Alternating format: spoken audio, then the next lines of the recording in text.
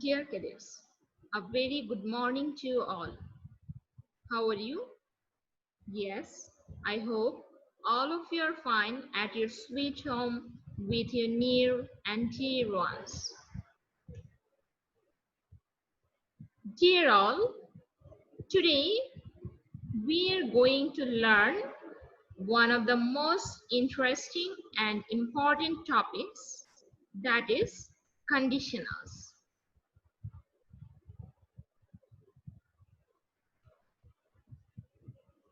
Before starting our topic, I'd like to tell you the learning outcome of this lesson. That is, after the lesson, you will be able to grasp new vocabularies, which is quite obvious. You will be able to learn the rules of making complex sentence because for complex sentence conditional is required. And finally, you will be able to understand the proper ways of using conditionals in the proper places, both while speaking and writing.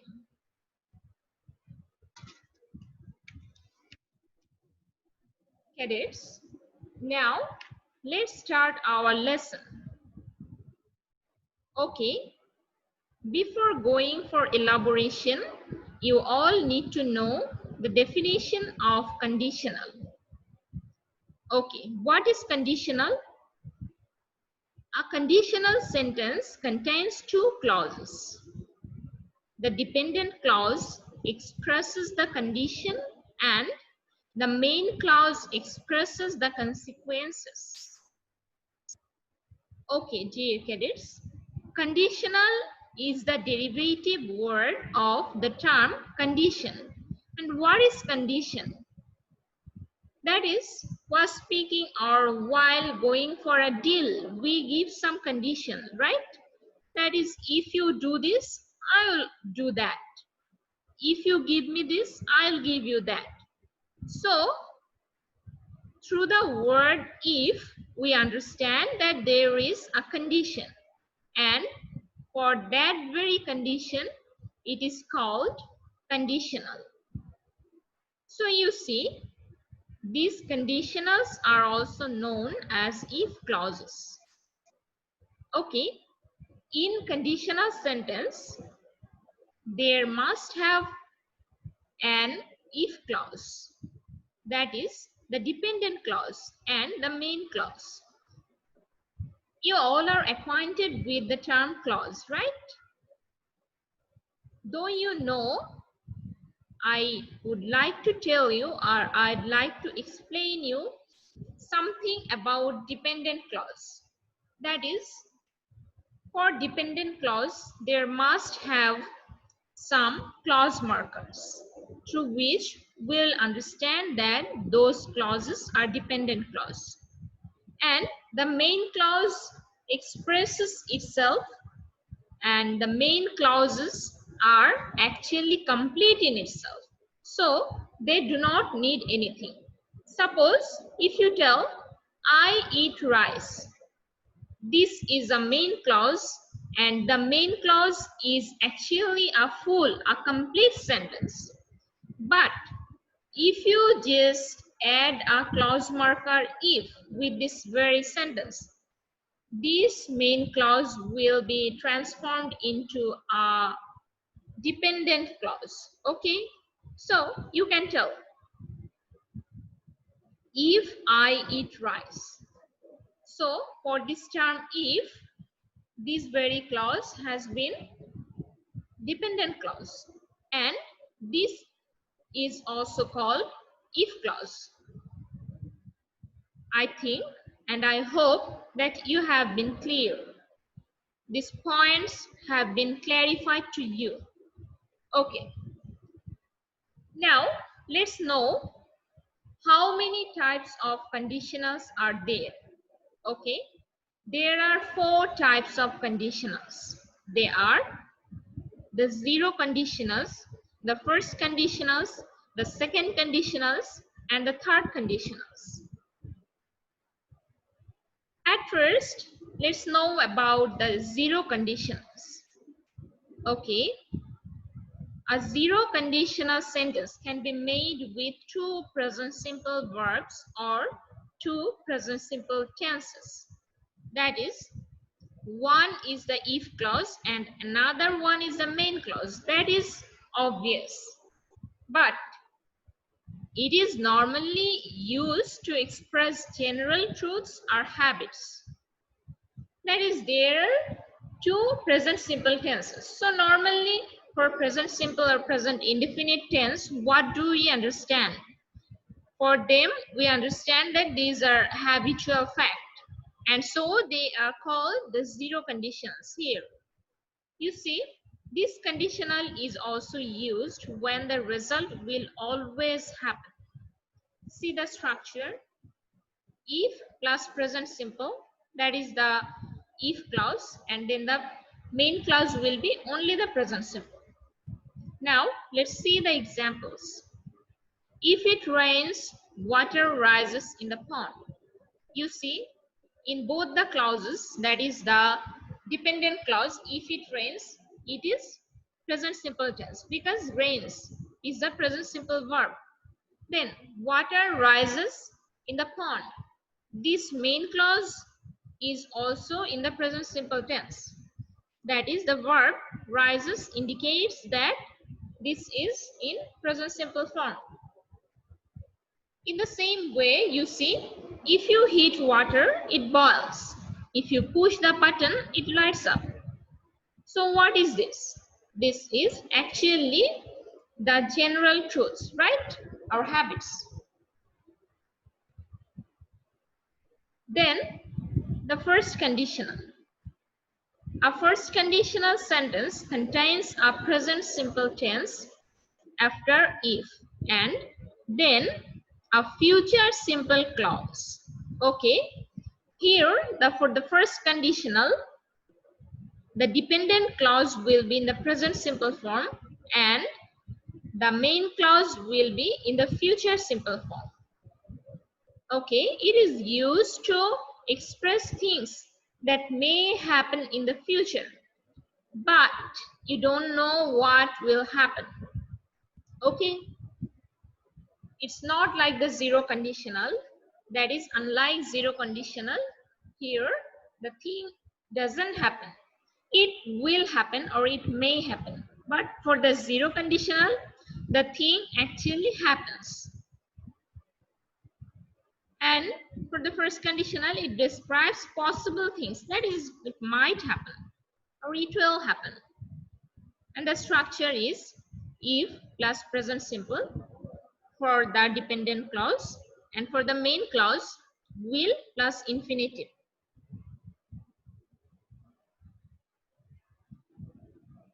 Example, if it rains today, I'll not go to the market. So you see, for the dependent clause or for the if clause, it is in the present simple form. That is, if it rains today. And for the main clause, it is in the future simple form. That is, I'll not go to the market. Similarly, if I have enough money, I'll help the poor. Then, if you don't leave soon, you will miss the train. Next, see the second conditional. After if, it uses the simple past tense. So far, we have used present tense and future tense. Now, from the second conditional, we will learn past tense. See, after if, it uses the simple past tense. That is, the if clause or the dependent clause will be in the simple past tense. And then would and the infinitive. It might happen that we use would, could, might. Okay, that doesn't matter. This would is just the common one. That's why it has been given. So you see the structure. If plus past simple. It is for the if clause or the dependent clause. And the structure for the main clause is would plus infinitive. You see, in formal writing, you must use were instead of was with I, he, or she. It has two uses. Now, see the first use. This structure can be used to talk about things in the future that are probably not going to be true. It is as like an imagination. See the example. If I won the lottery, I would help the poor. That is the unreal past, okay? If I won the lottery, that is in the past simple form, and then in the main clause, would has been used here. That is, I would help the poor. Similarly, if I met the Prime Minister, I would hug her. Then, if you worked hard, you would shine in love. Okay, then let's see the second example. And before the second examples, we need to see the second structure. This structure also can be used to talk about something in the present that is impossible as it is not true.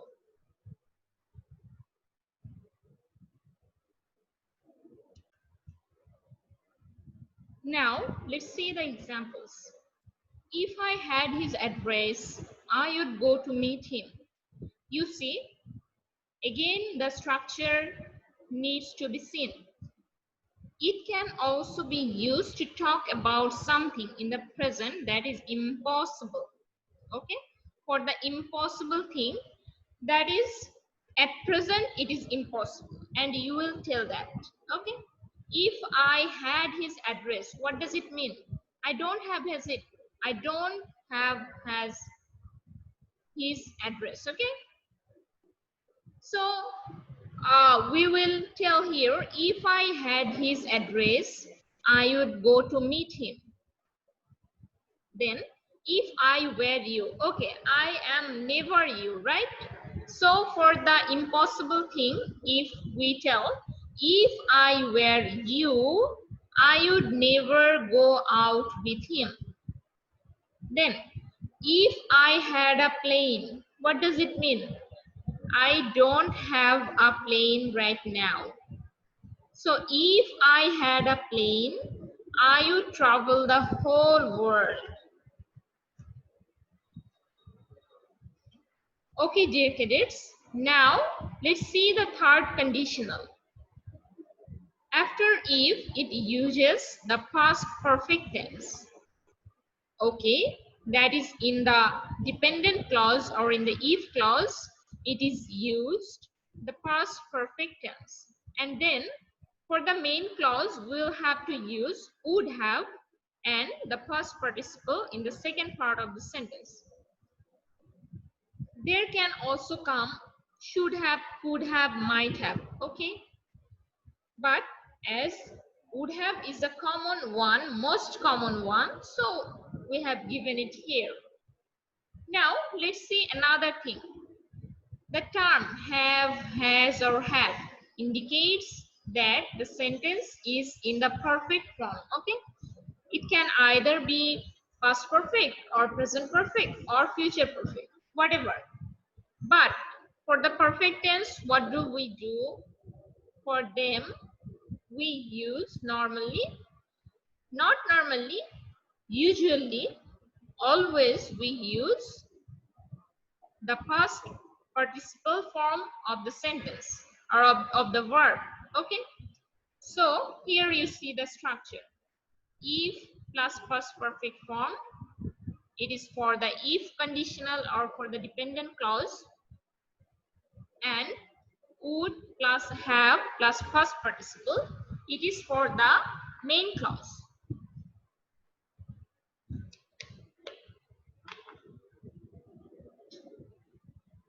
It talks about the past and describes a situation that didn't happen and imagine the result of the situation. Okay, it is almost, the meaning is almost the same as that of the second conditional. But here is a difference in the structure, you see. If I had been in your position, I would not have gone there. Okay, dear cadets, you can tell, if there had not been the situation of corona, we would have been in our college. Okay, it's like that. So you see, if you had driven fast, you wouldn't have missed the meeting. That is, you hadn't driven fast, and so you had missed the meeting. If you had left the place, he would have bought the palace. Okay, so that's all for our today's class, that is conditionals. I hope that the points have been clarified to you, but even if you find any confusion, I hope that, and I expect that you must ask me. You can ask me through the comment box, or you can ask anywhere. You have that option, right? So for better understanding, you need to practice it at home. And your homework is, you will write down all the examples on your notebook taught in today's class. And you see the question pattern for conditionals. Actually, there comes the completing sentence. So for conditionals, if you learn them properly, you will be able to complete the sentence in the proper way. See, I have just given 3 examples. If it rains, if he came, if she had loved the bird. There can come many more examples and you might make them yourselves. Dear cadets, I would like to remind you that for better learning or better acquisition, I'll not tell it learning, because if you learn something, it is obvious that you will forget that very thing. And so we'll not learn, rather we will acquire, we'll grasp the thing into our memory, into our mind, into our heart. Okay, we'll get by heart. So for better understanding and better acquisition of knowledge, we need to practice more and more. So how can we do that? We must do it in our family. Okay, this we means both me and you. Okay, so you will practice it with your parents, you will practice it with your siblings. If you have elder siblings, it's very good, and if you have younger ones, it's the best, because they will help you and they will not be able to find much mistake in you. And you must remember one thing, that through mistake we learn. The less you make mistake, the less you learn. Okay, so it's your duty to make the reverse sentence. Okay, so the more you make mistakes, the more you learn, and through mistakes we will learn. So there is nothing to feel shy that if I speak in English, if I practice it at home, if I tell it with my friends or my siblings, they will laugh at me. No, no, no, it's quite natural that they will make laugh, but that doesn't matter. There's no shame on that. Okay, you also make laugh of you, or you also make laugh of them, that doesn't matter.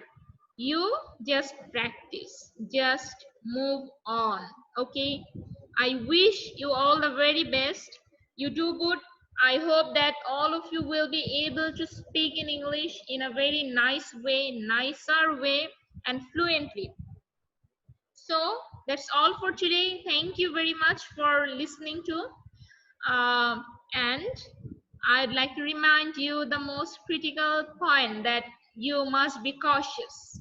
You must keep yourself safe from the corona pandemic, the devastating virus. Okay, so for this very reason, you need to be clean each and every moment. Please do not go outside, and in the crowded place there is no question of going there. Okay, You must avoid this. And if you have dire need, you might go, but you must use your mask and hand gloves and wash your hands after a few minutes. Okay, after the interval of few minutes, just clean your hands frequently with hand sanitizer. So I hope you all will be safe and sound. So stay fine. With this, I'd like to conclude here. Allah Hafiz.